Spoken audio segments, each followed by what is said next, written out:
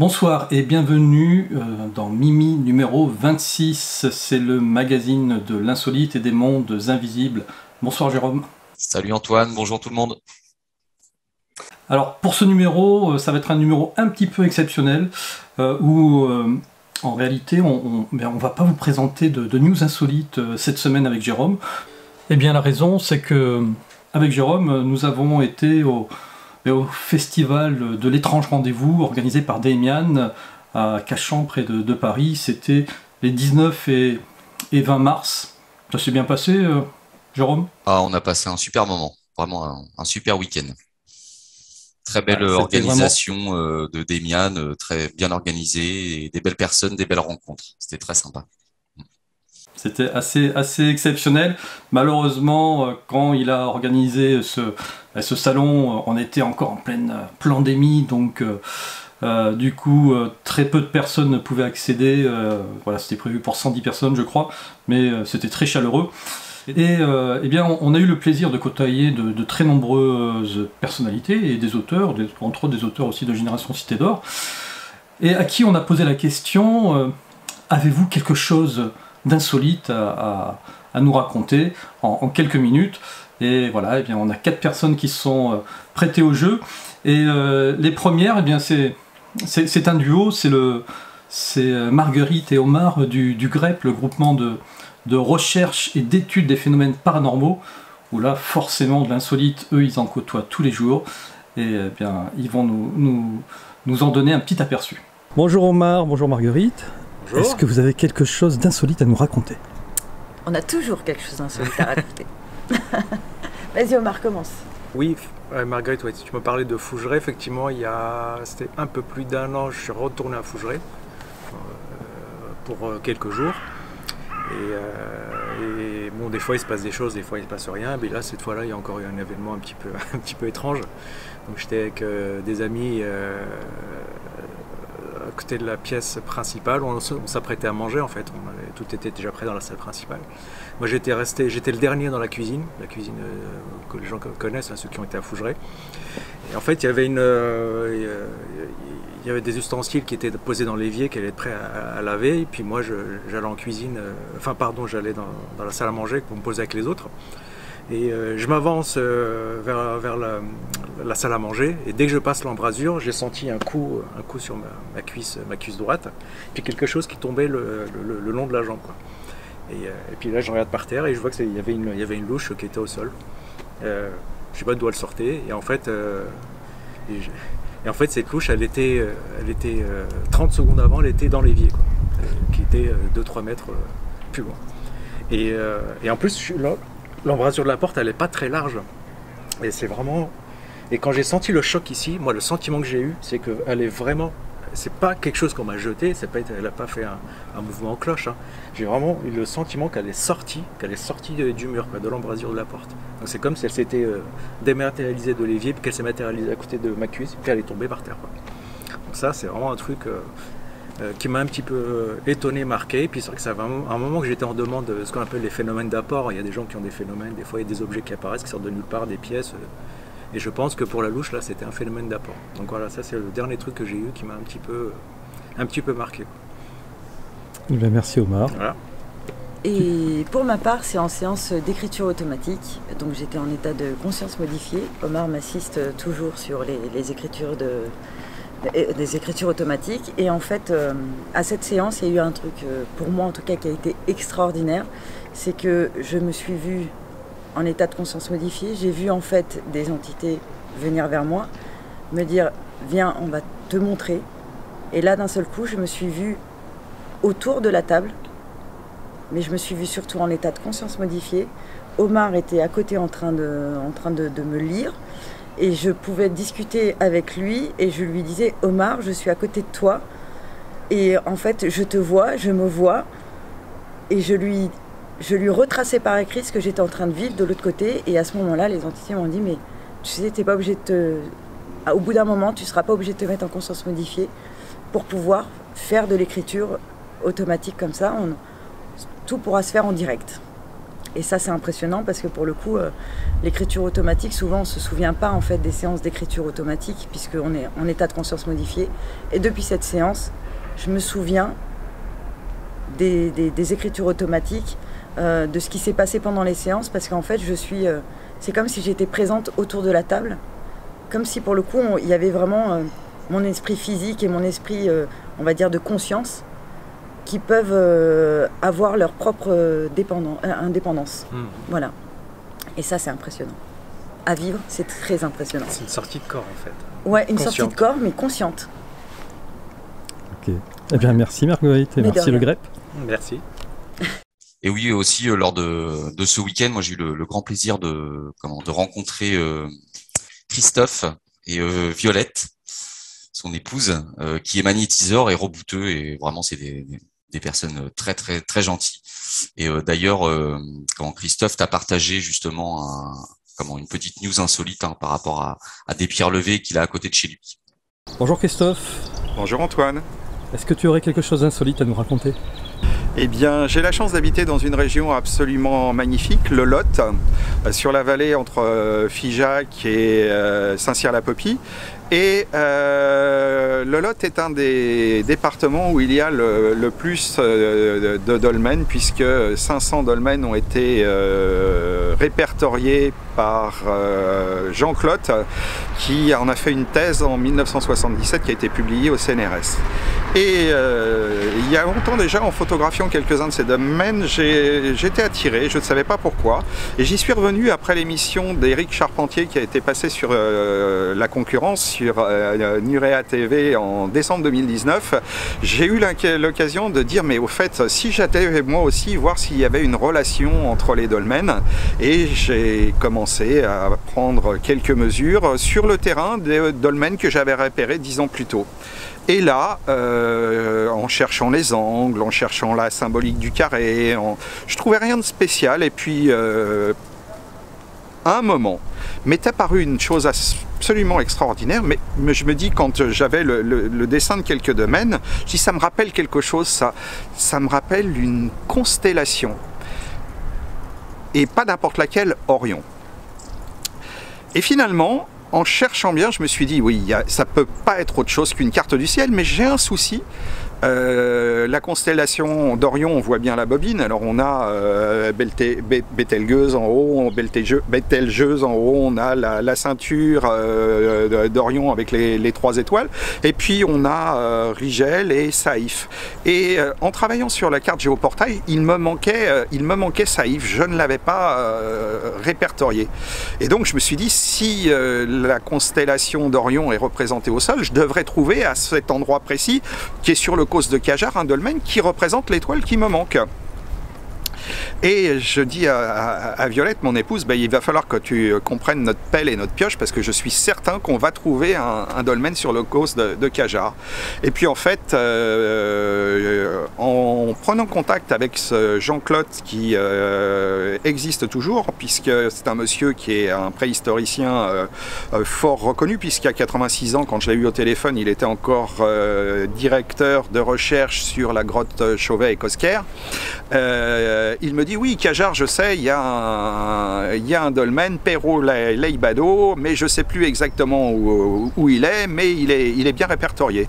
Et puis, comme un hasard n'arrive jamais seul, eh bien, quelques jours plus tard, sans savoir pourquoi, une carte OpenStreet est arrivée avec le dolmen qui me manquait. Et ce qui est le plus extraordinaire, c'est que ce dolmen, il est à 285 mètres de l'endroit que j'avais déterminé par calcul. Alors ça, déjà, c'était un premier fait qui marquait une certaine correspondance entre les étoiles qui sont dans le ciel quand on lève la tête et puis l'implantation au sol.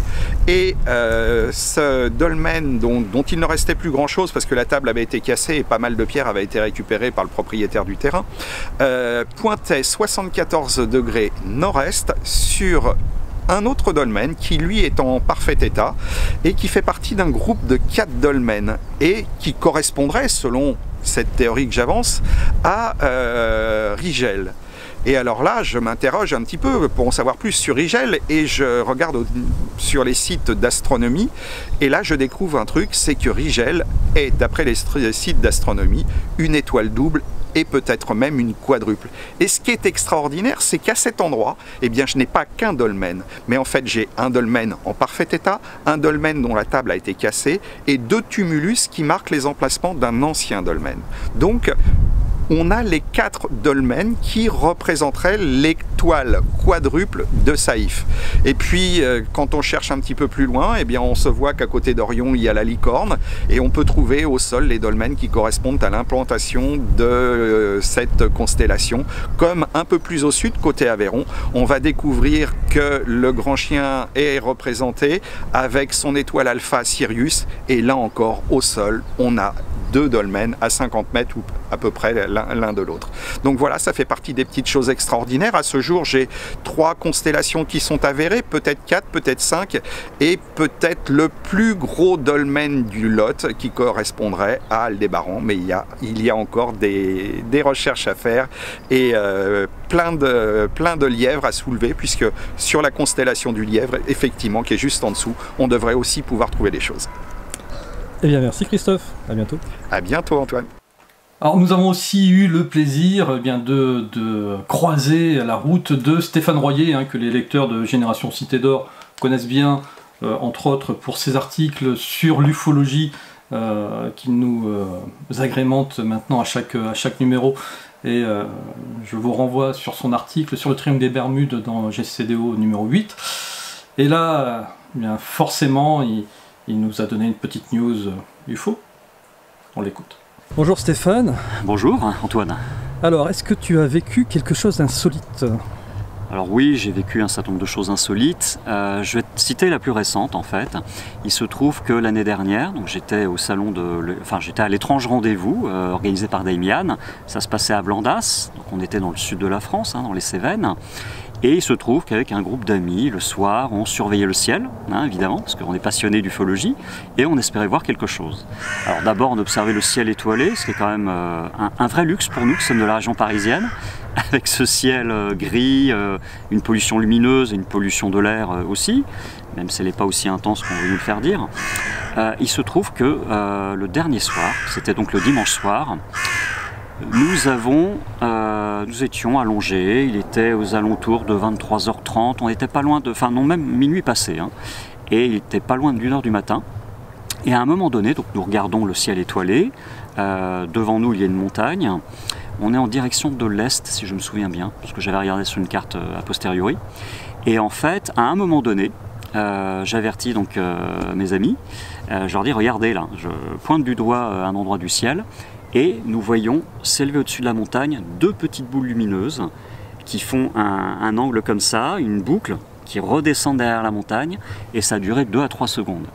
Alors évidemment pour nous étions complètement fous de joie d'avoir assisté à ça, complètement interloqués aussi, mais c'était un grand moment intense et qui venait conclure de manière la meilleure qui soit, idéale, ce week-end, en tout cas ces 3 jours consacrés à l'étrange rendez-vous. Nous avons parlé effectivement de tous ces sujets un peu étranges et merveilleux que sont les civilisations anciennes, les ovnis évidemment, parce que moi-même j'y faisais une conférence aussi à ce moment-là.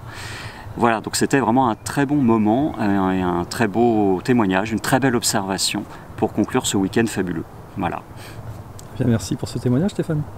Merci à toi. Et nous avons aussi eu la chance de rencontrer Franck Ferrantis, qui a aussi fait un article dans le dernier Génération Cité d'Or. C'est un auteur et conférencier. Il a donné d'ailleurs une belle conférence pendant ce week-end.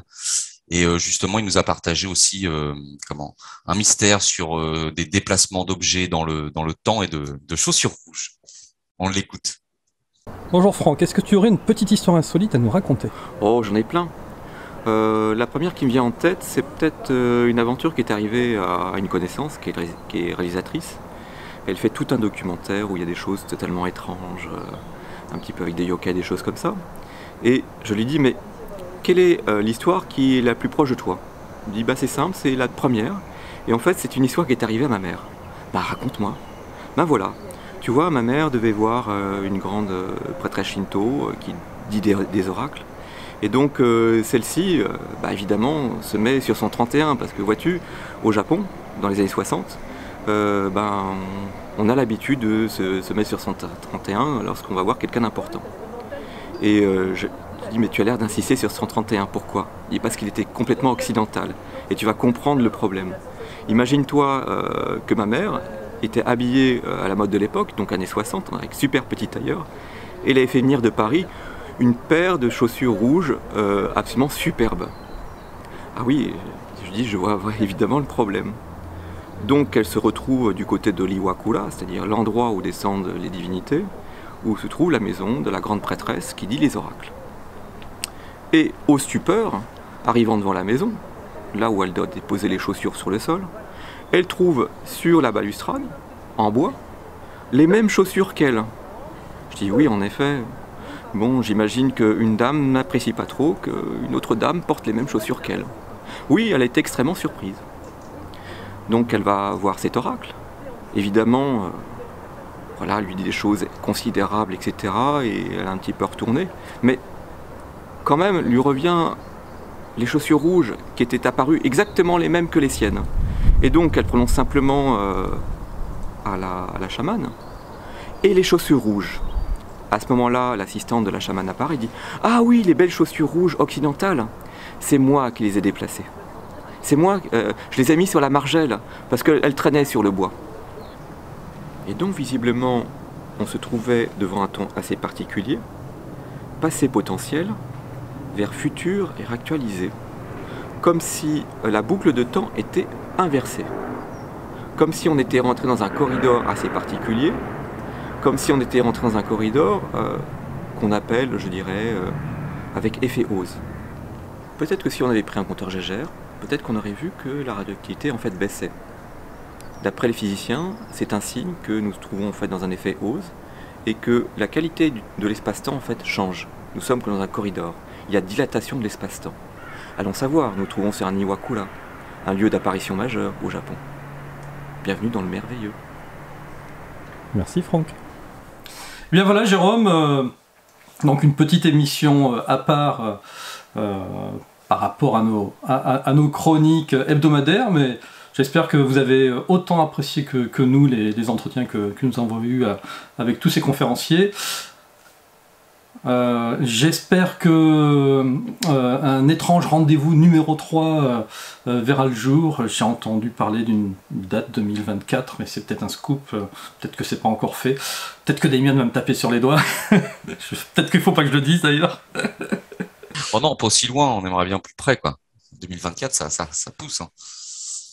Ouais, en tout cas voilà, c'était vraiment très bien et on tient à remercier chaleureusement Damien pour toute l'énergie qu'il a mise dans l'organisation de ce festival.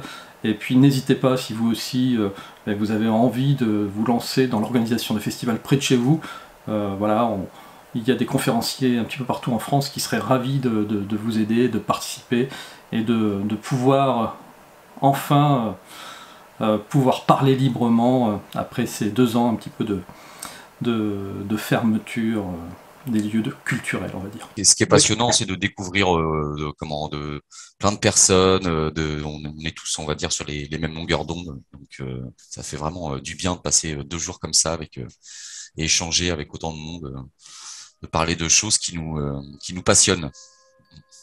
C'est ça.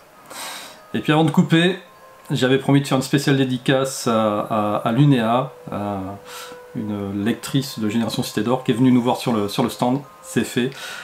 Voilà, en tout cas très bientôt, à la semaine prochaine pour un nouveau Mimi. Et là, on va revenir dans les vifs du sujet. Voilà. Allez, bonne soirée Jérôme, à très bientôt, salut. Salut Antoine, salut tout le monde, ciao.